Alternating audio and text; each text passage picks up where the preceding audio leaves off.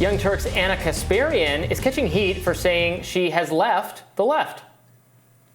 I'm going through something very real and very sincere, and it's uncomfortable, and it has not been an enjoyable process for me. It's been difficult. And so the internet being what it is, all sorts of people from all sorts of political ideologies have theories on like what's actually happening with me, right? And the main accusation, both from the left and the right, is that I'm grifting, which is hilarious because literally nothing has changed about my work life. I'm in the same place. I have the same audience. The audience doesn't like some of what I have to say or some of the new conclusions I've come to. And so I wanted to kind of set the record straight about what I have personally experienced. I don't know what my political labels are at this point, right? Because I feel like I don't really fit anywhere. And that's just full honesty. It's, again, very uncomfortable for me. And I want to say that out of any point in my adult life, this is probably the point where I'm the most malleable and open to new information. This comes after a transgender producer employed by the Young Turks posted a video sharing that they are leaving the network over what they say is Kasparian and co-host Cenk Uyghur's complicity in anti-LGBTQ sentiment. Friend of the show, Alayemi Olarin, weighed in on the drama.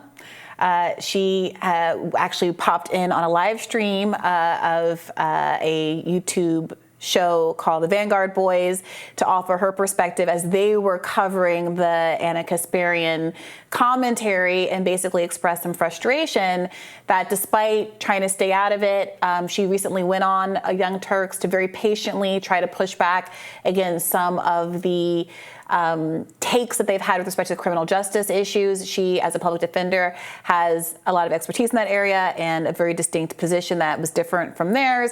And she has been tried to have constructive conversations, in her view, and been very cordial and polite to them. And still, she gets a lot of pushback of a less cordial nature, I think is how she would describe it. And so there was some frustration that she expressed that even though everyone has kind of gone out of their way to try to be patient with Ana Kasparian and to give her a lot of grace as a member of the community, that there was some frustration with how she's characterizing how she's being treated by the left. Whether or not you want to call it a grift or what have you. What does grift even mean at this point? I would use that word to describe someone, I guess, who I suspect is insincerely pretending to change their beliefs for more clout or to reach a bigger audience or different audience. Maybe that applies to certain figures who are ostensibly progressive and now, they still say they're progressive, but they're, mostly talking about right-wing stuff or where they happen to agree with the right wing, maybe on trans issues or COVID or something. I don't know. I frankly don't know if this applies to Ana. It sounds like maybe she's sincerely changed her mind. She's consciously saying, I don't really associate myself with all leftist views anymore. Maybe she, I've changed. I haven't significantly changed. I don't think any of the policies I really support over the last few years, but living in a city as crime has gotten worse made me rethink, again, not like fundamentally change my outlook on criminal justice reform, but made me a little bit more inclined to go, well, maybe there's something that needs to be confronted here. It's not a grift. It's just like the experience of life. I hadn't really thought about vaccine mandates very hard for most of my life, or I would have said you should have them for schools. I'll tell you and now I've thought about it. Now I have a radically different view on it. Specifically, the argument about it being a grift is this.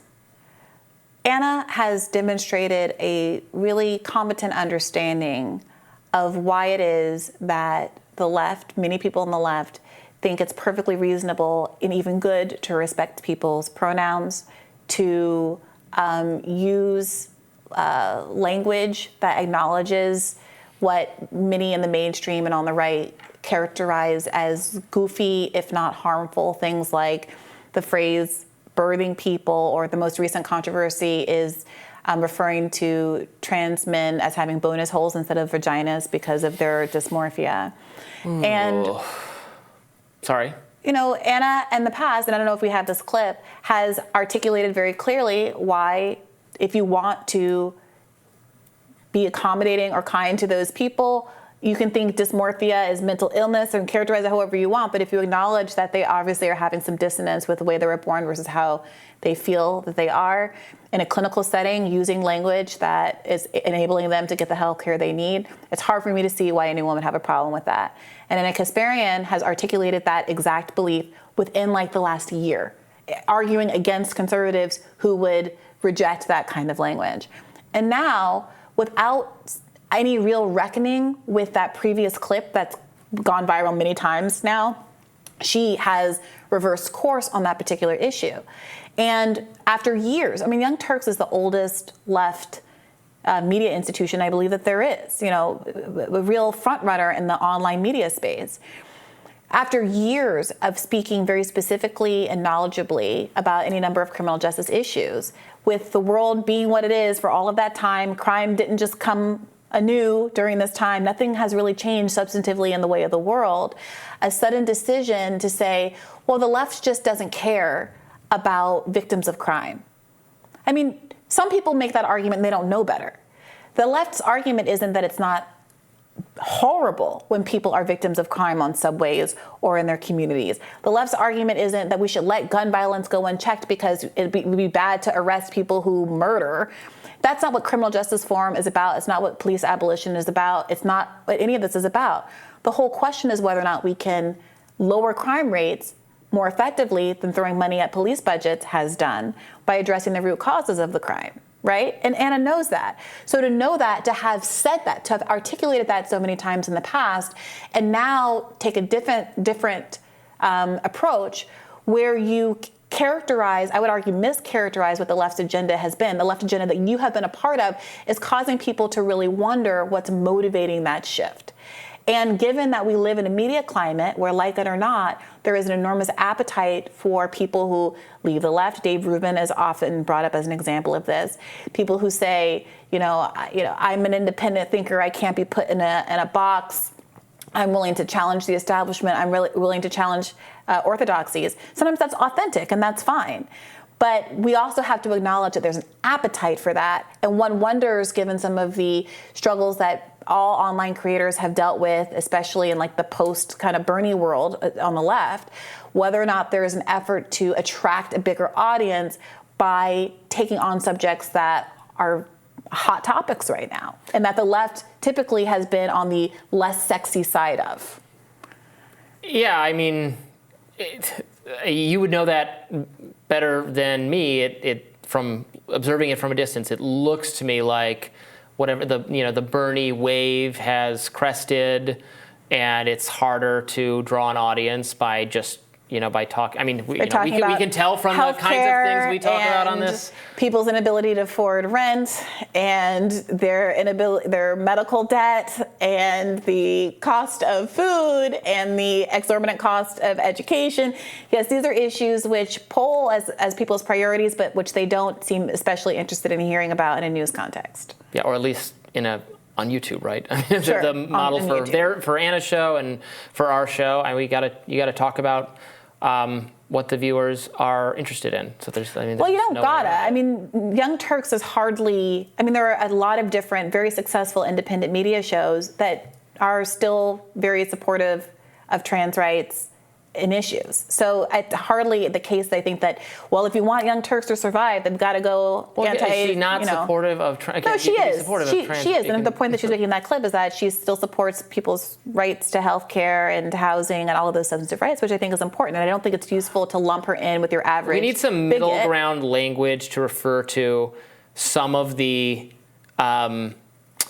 requests or asks coming from activists on behalf of trans issues that to use terminology that is, again, cringe or something. The thing. That's Who's not. Making the ask? I don't want to deride people as mentally. The conservatives will say, some conservatives, Matt Walsh, I believe, are mentally deranged. That's really mean and alienating and not true. And you shouldn't diagnose people from a distance. Right. Or also, no, we'll just say whatever anyone wants, no matter how awkward that language is. But here's the problem. One UK cancer group, I think. So not our country and not indicative of the broader views even within that country. Mm-hmm. One group has a conversation about whether or not it would make trans men feel better to use terminology other than vagina when they don't identify as women. Mm-hmm. And suddenly, across the pond, Ana Kasparian, who ostensibly has all these other concerns as a leftist, is making that into a national case where she is saying, you don't refer to my vagina as a bonus hole, which nobody ever did, right? Like, the whole conversation is about whether or not trans men should have that term applied to them. And this really maps on to the earlier controversy she was engaged with in the spring, where she insisted that it was disrespectful to her to be referred to as a birthing woman.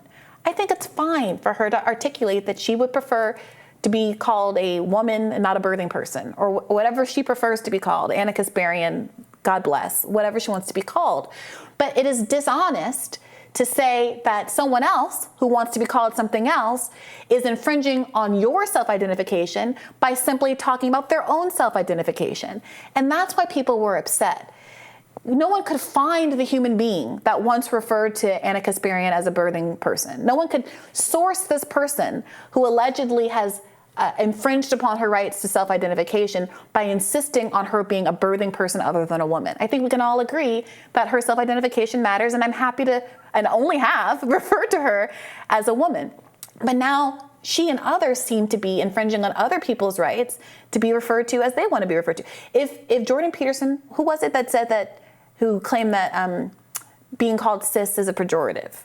Was it Jordan Peterson? It was someone from that world. Elon said they were going to not. That's fine. Allow, I don't know. You know, it's difficult to, I don't know how else one refers to, you know, if you want to be called, you know, a born biological man, a man, whatever. I think the point of that was just to deny that the trans category exists. Right, and that's the problem. And so the word cis doesn't exist because you want to stigmatize people who aren't trans or anything, but if you have a word trans and you're trying to identify, say that someone's not trans, you can say they're not trans. That's fine, I guess. But cis is just a word that means not trans. Or you just say a woman. Well, no. I wouldn't. Because the whole point of the matter is that trans women identify as women. They describe themselves and believe that they are and feel and experience the world as women. And so they want something that there's a term, right. a need for a term. Exactly. So the war against cis is not a war against their self-identification. It's really a war against trans people's right to identify as trans. And that's really illuminating. So when someone who like Elon or whomever, you're a man, you're a trans man, etc. Well, no, that's like saying I have a yellow piece of paper and a white piece of paper, and I'm a paper and you're not because you're white paper. No, they're both paper, but this one's yellow and this one's white. That's paper. This is also That's paper. Yellow paper. This is also paper, and unless you're saying, and you have every right to say this, unless you're saying that in no way, shape, or form does anybody's identity matter, and if you're a trans woman, you're really a man, and that's a stance that a lot of people have. You're a trans woman. Right, but they're both paper. They're both women is the argument. They're both women. One's a cis woman and one's a trans woman. What we're saying is we don't need really a separate category for this, which is like, you know, we would stack the papers up to the ceiling versus like 3 of those. And we're not trying to disinclude the yellow papers. You literally are. Not you, no, but I'm saying I'm not people saying are making the yellow paper is. It's paper. Tree. It's you're yellow paper. You're dancing around trying to avoid calling this thing paper. It is paper. Whatever. I don't care. But that's the point. So you don't have to agree with it. No, I'm avoiding calling this stack some other terminology here. It's just paper. Look, I think it's evident from this hypothetical, that this example, exactly what the issue is here. So just own it. People can own Ana, whomever. I don't think Ana believes this. I don't think that she believes that trans women, well, I don't know what she believes anymore, but I wouldn't have thought that she would believe that trans women don't have the right to identify as women. If everyone respects self-identification, if the issue is Ana's ability to identify as a woman with a vagina, then it's also a trans person's right to identify as a woman with a vagina, if they've pro-stop, or a woman with a penis, or a woman who can give birth, and all these things that I know sound silly because they go against what our understanding of the world and the sex binary has been, that we were all raised with and has been existent in some form or another in Western society since time immemorial. And I say Western society because there have been differences in different societies that have had more more sex categories than that. I think we can accommodate without reinventing the original term, is what I would strive. But you struggle to do that even with the example of the paper. I don't, I'll do whatever I'm doing for the sake of, I'm trying to present the conservative or the position. Yeah, and on I understand. I know you're steel manning this, and I think that's helpful, and I appreciate you doing that. But the question, like, I just want to be really clear. I don't think that Ana Kasparian or anybody in the world is wrong to have feelings about how they are described in the world. You can have that, but at a certain point, you have to acknowledge that other people's self-identification may have implications for you. If I want to identify as the greatest person on earth, you might have feelings about that if you think that you're the greatest person on earth, or maybe you think your mom is the greatest person on earth. So my self-ID is going to abut your sense of how that reflects on everybody else, right? Right. And so you have to make a decision. It's within your right to say, Briahna, I'm not going to call you the greatest person on earth because I don't agree with that. And that's fine. But don't pretend like that my right is still to self-identify that way. And everyone has to make a decision in a society about whether or not they want to be polite, gracious, kind to people who are in different places, and But if I meet Muhammad Ali, if I were to have met Muhammad Ali, I'm not going to be like, you're not the greatest, actually. You know what I mean? I'm going to be like, okay, with all due respect, you've done a lot. You are the greatest. I'm happy to call you that, even if in my secret heart of hearts, I actually think, Eugene Debs is the greatest or whatever. You know what I mean? Like, what is our criteria for greatness here? But that's the point. That's kind of the point. So I think, Ana Kasparian, please only refer to her as a woman. Please don't refer to her as having a bonus hole. And I think that we can all figure out how to live in the society together. And I have zero interest in policing who's a leftist and who's not. It's not my movement. I don't have anything at stake. It seems to me some of the differences of opinion she's having are sincere, or she's just changing her mind. Like, it's okay to change your mind, and it's okay to no longer associate with the movement you associate with. It's not always grifting. Sure. And I feel like that term is getting overused. I think that's fine. I'm just trying to point out what the argument is there. And I do think I echo some frustration from the trans community that even if there are these, is the choice to isolate a conversation that's happening in one organization across the world, coming at the expense of airtime that can be given to the fact that literally hundreds of anti-trans bills have been promulgated in the United States in this year alone. And that there is an actual effort to undermine the substantive rights of trans people, which Ana says that she cares about, and I believe that she cares about.